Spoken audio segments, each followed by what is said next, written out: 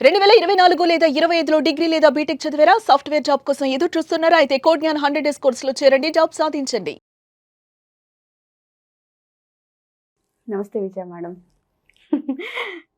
Question అంతే, ఇంతకుముందు ఎక్కువ మనం ఆడవాళ్ళ మీదే ఫోకస్ చేస్తూ ఉంటాము. ఎలా ఉంటే బాగుంటుంది, ఎలా ఉండాలి ఆడవాళ్ళు అని ఎక్కువగా మనం చేస్తున్నాం. కానీ కింద కామెంట్స్ చదివినప్పుడు ఎప్పుడు అమ్మాయిల గురించైనా, అబ్బాయిల గురించి మాట్లాడరా, ఎప్పుడు అమ్మాయిలకే చెప్తారా అన్నట్టుగా అడుగుతున్నారు. సో మరి వాళ్ళ కోసం అబ్బాయిల్లో ఎలాంటి లక్షణాలు ఉంటే, భర్తలో ఎలాంటి లక్షణాలు ఉంటే భార్య ఇష్టపడుతుంది అంటారు, ఎలాంటి లక్షణాలు ఉండాలని ఎక్స్పెక్ట్ చేస్తుంది అంటారు అసలు?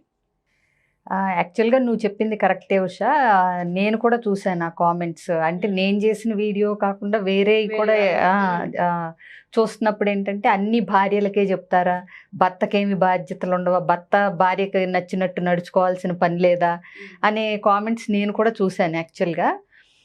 ప్లస్ ఏమవుతుందంటే నేను అందుకే ఒకవేళ నువ్వు ఒక్కళ్ళ గురించే అంటే భార్య ఎట్లా ఉండాలి అట్లాంటివి అడిగినా నేను అందుకే కొంచెం కాషియస్గా ఇద్దరికీ వర్తిస్తుందని చెప్పటం కూడా జరిగింది మధ్య మధ్యలో. సరే, ఇప్పుడు నువ్వు ఖచ్చితంగా డైరెక్ట్గా భార్యకి భర్తలో ఏ లక్షణాలు ఉంటే నచ్చుతుంది అన్నావు కాబట్టి జనరల్గా అసలు అంటే భార్యకి భర్త కానీ భర్తకి భార్య కానీ కొన్ని మ్యూచువల్గా సేమ్ లక్షణాలే ఉంటాయి. ఎస్పెషలీ భర్త అనేవాడి దగ్గర ఏంటంటే భార్య ఒక భరోసాని కోరుకుంటుంది, ఒక నమ్మకం. అంటే ఏంటి, నన్ను నా పిల్లల్ని అంటే మన పిల్లల్ని ఏదైనా సరే సమర్థవంతంగా ముందుకు తీసుకెళ్ళగలడు అనే ఒక భరోసాని ఇష్టపడుతుంది ఫస్ట్. అట్లాగే సహజంగానే ఏంటంటే ఒక అంటే ఫైనాన్షియల్గా సపోర్టివ్గా ఉండి సమర్థుడిగా ఉండి సంసారాన్ని ముందుకు తీసుకెళ్ళగలిగే లక్షణాలు ఉన్న భర్తని భార్య బాగా గౌరవిస్తుంది మామూలుగా. అంటే ఏంటంటే ఒక భర్త తన రోల్లో ప్రూవ్ చేసుకుంటూ ఉంటే భార్యకి గర్వంగా ఉంటుంది అన్నమాట, తన భర్తను తలుచుకుని. అట్లాగే తన పట్ల ప్రేమని ఆప్యాయతని చూపించే భర్తని, అలాగే మామూలుగా అన్ని విషయాలు ఓపెన్గా మాట్లాడుతూ షేర్ చేసుకునే భర్తని, అంటే ఇత్తుకిత్తు అన్నీ పోసగుచ్చినట్టు ఆఫీస్లో జరిగింది బిజినెస్లో జరిగేది చెప్పకపోయినా ఒక సమ్మరీ లాగా, అంటే కష్టాలు కానీ లేకపోతే లాభాలు కానీ సుఖాలు కానీ ఏదైనా సరే కొంచెం ఓపెన్గా షేర్ చేసుకుంటాం. అంటే తనలో తనే బాధపడుతూ ఉండే కంటే ఏంటండి అని అడిగినప్పుడు ఏం లేదులే అని దాటేసే కంటే కూడా అదేదో చూచాయిగా తనతో షేర్ చేసుకుని బాధను పంచుకున్నప్పుడు ఏంటంటే ఆ దగ్గరతనం అనేది ఇంకా ఎక్కువ ఫీల్ అవుతుంది భార్య. అట్లాగే తను కూడా ఏదన్నా స్వాంతన వాక్యాలు పలకటానికి కానీ సపోర్ట్ చేయటానికి కానీ లేకపోతే భరోసా అందించటం కానీ ఎంకరేజ్ చేయటం కానీ ఇలాంటివి కూడా చేస్తుంది. ఏమీ చెప్పలేదనుకోండి, ఏంటో అసలు ఏం చెప్పట్లేదు నాకు, మొత్తానికి ఏదో బాధపడుతున్నారు అని తిను కూడా ఫీల్ అయ్యే అవకాశాలు ఉంటాయి. అట్లాగే ఎప్పుడూ కూడా నలుగురిలో ఒక చిన్న పొగడ్త కానీ భార్య గురించిన ఒక ప్రశంస కానీ చేసే భర్తలంటే భార్యలకి చాలా ముచ్చటగా ఉంటుంది. అంతే కదా. ఇప్పుడు ఇంటి దగ్గర సరే పొగుడుతారు కొంతమంది, అది కూడా చేయరు అనుకోండి. సరే, మామూలుగా కూడా ఏంటంటే మా ఆవిడ పలానా కూర చాలా అద్భుతంగా చేస్తుందని కానీ బాగా చేస్తుందని కానీ సందర్భం వచ్చినప్పుడు అదేదో పని కట్టుకుని ఇప్పుడు నలుగురిలో ఉన్నాము మా ఆవిడని పొగడాలి అంత అక్కర్లేదు. అది కూడా ఆర్టిఫిషియల్గా ఉంటే కూడా తెలిసిపోతుంది. ఏదన్నా ఒక సందర్భం వచ్చినప్పుడు ఏంటంటే మా ఆవిడ కూడా ఇదైతే చాలా బాగా చేస్తుంది అంటే ఏంటంటే ఒక చిన్న ప్రశంస, అది కూడా ఇష్టపడతారు బాగా ఆడవాళ్ళు.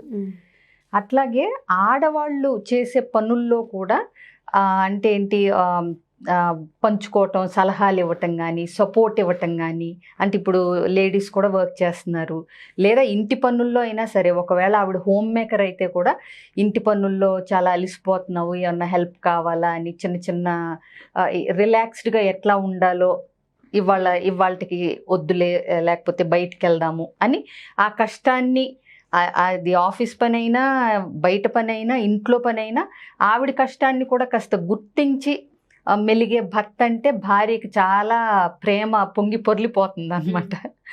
అంతే కదా.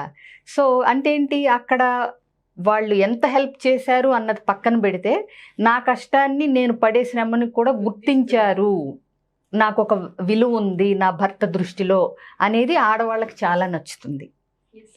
అట్లాగే అత్తమామల సైడ్ నుంచి కానీ, అంటే అతని తల్లిదండ్రుల వైపు నుంచి కానీ ఏదన్నా ఇబ్బందులు కానీ అలాంటివి వచ్చినప్పుడు ఏంటంటే వీళ్ళని సపోర్ట్ చేసి వెనకేసుకు రావక్కర్లేదు భార్యని వాళ్ళ ముందు, కానీ అది చేయలేరు కొంతమంది. అంటే ఇప్పుడు వాళ్ళ అమ్మది తప్పు అనుకోండి, భార్య ముందలే అమ్మని కోప్పట్టమో, లేకపోతే అమ్మని ఎందుకమ్మా అలా అంటావు మా ఆవిడనో అని జనరల్గా చాలా మట్టుకు ఏ భర్త అనలేడు అతని తల్లిని.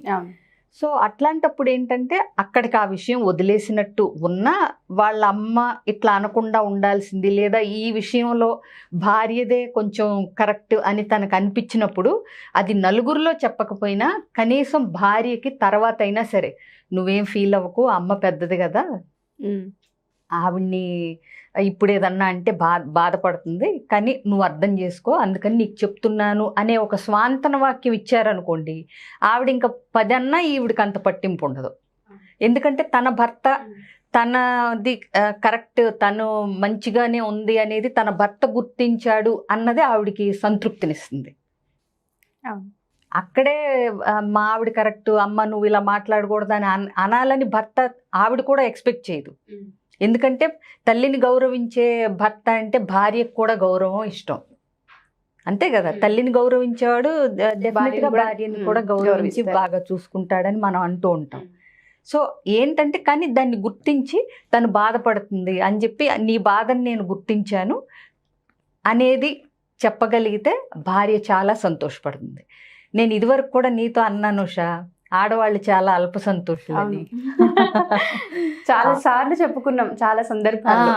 అంటే వీడియోలో కానీ విడిగా మనం మాట్లాడుకునేటప్పుడు కానీ లేడీస్ని అంటే ఆడవాళ్ళని భార్యలని అంటే సంతృప్తి పరచాలంటే చాలా చిన్న టెక్నిక్స్ పాటిస్తే చాలు. వాళ్ళు వేలకు వేలు గిఫ్ట్లు కానీ బహుమతులు కానీ ఎక్స్ట్రా ఎఫర్ట్స్ ఏం పెట్టక్కర్లా. ప్రత్యేకించి హస్బెండ్ ఒక మాట సాయం, ఒక చిన్న చిరునవ్వు, ఒక చిన్న ఆప్యాయతతో కూడిన స్పర్శ, ఒక చిన్న ప్రశంస, ఇవిస్తే చాలు ఖుష్ అయిపోతారు.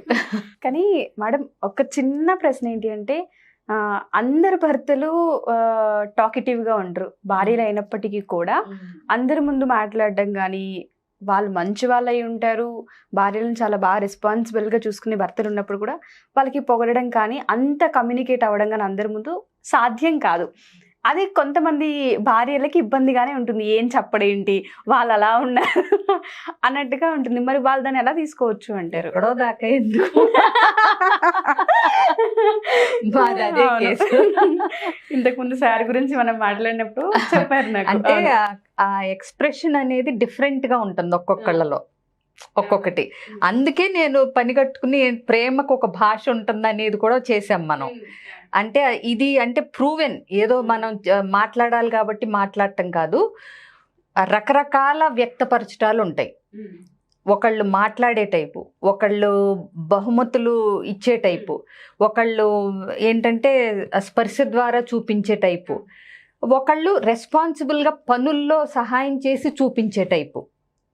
అంటే ఏంటి, ఇప్పుడు వాళ్ళ ఆవిడ ఆఫీస్ నుంచి వచ్చేసరికి ఆయనే రైస్ పెట్టేసి అవసరమైతే ఏదన్నా చిన్న కర్రీ వండేసి రెడీగా ఉంచుతారు.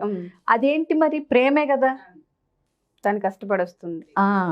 సో అందరూ పొగడాలని, అందరూ బహుమతులే ఇవ్వాలని, అందరూ లేకపోతే ఇంటి పనుల్లో హెల్ప్ చేయాలని ఒకే రకంగా ఉండరు మనుషులు అన్నాక. సో వాళ్ళు ఎట్లాంటి మనస్తత్వం, ఎట్లాంటి స్వభావం కలిగిన వాళ్ళు అనేది భార్యాభర్తలకు తెలుస్తుంది. అంటే ఇప్పుడు మా వారు నోటితో పొగడరు అని నాకు తెలిసినప్పుడు దాన్ని ఎక్స్పెక్ట్ చేయటం అనవసరం కదా, అంతేనా? దాన్ని కొంతమంది కొన్ని రూపాల్లో ఎక్స్ప్రెస్ చేస్తారు, కొంతమంది ఏంటంటే చిన్న చిన్న బహుమతుల రూపంలో ఎక్స్ప్రెస్ చేస్తారు. సో ఏదైనా బేసిక్గా నీకు అసలు నీ భర్త ఎలాంటి వాడు, నీ భార్య ఎలాంటిది అని ఒక అవగాహన ఉన్నప్పుడు ఏంటంటే కళ్ళల్లో చూసి తెలుసుకోవచ్చు, చిన్న పనిలోంచి తెలుసుకోవచ్చు, ఒక చిన్న మాటలోంచి తెలుసుకోవచ్చు, లేదా ఒక కంటి సైగతో తెలుసుకోవచ్చు.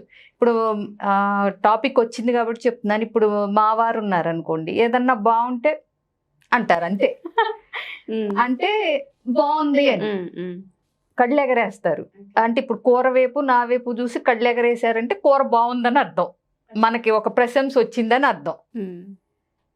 సో నేను అడిగాను కూడా, అంటే అందరూ బాగుందన్నప్పుడు మరి మీరు చెప్పట్లేదు ఏంటి అంటే, అసలు ఒకసారి అయితే చెప్పిన సమాధానం వింటే మనకి అంతే నవ్వు కూడా వస్తుంది. నేను రెండోసారి వడ్డించుకున్నానంటే బాగుందనే అర్థం అంట. Okay, logic.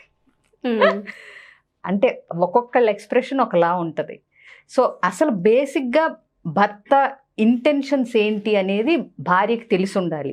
ఆ తర్వాత ఏంటంటే ఎంత తెలిసినా ఎంత ఇది చేసినా కూడా ఇవి భర్తలకి టెక్నిక్స్. అందుకే భార్యని ఇంకా ఇంప్రెస్ చేసి చక్కగా ఇంప్రెస్ అయిన భార్య ఉండే సంతృప్తితో ఉండే విధానం ఇంకా బాగుంటుంది లైఫ్. సో తనేం ఎక్స్పెక్ట్ చేస్తుంది అనేది కూడా తెలుసుకుని అలా చిన్న చిన్న అలవాటు చేసుకోగలిగితే ఏదో ఒక రూపంలో వాళ్ళు హ్యాపీ, వీళ్ళు happy. Happy wife, happy life. చాలా మంది భర్తలకి హ్యాపీగా ఇదొక మంచి ఎపిసోడ్ అన్నమాట వాళ్ళకి. ఏంటంటే ఒక చిన్న చిన్న చిట్కాలు పాటిస్తే జీవితాన్ని ఆనందమయం చేసుకోవచ్చు అన్నమాట. అది. Thank you so much Vijaya ma'am. చాలా మంది వైఫ్ అండ్ హస్బెండ్ కి సంబంధించిన కౌన్సిలింగ్స్ మీరు ఎక్కువగా చేస్తూ ఉంటారు.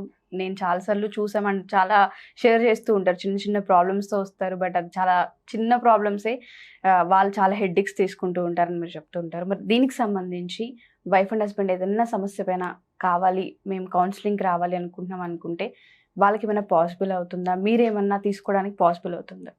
అసలు నేను ఆల్రెడీ కౌన్సిలింగ్ సెషన్స్ చేస్తున్నాను ఉషా. అందులో కూడా నువ్వన్నట్టు ఎక్కువ శాతం భార్యాభర్తలవే ఉంటాయి నాకు వచ్చే కేసెస్లో.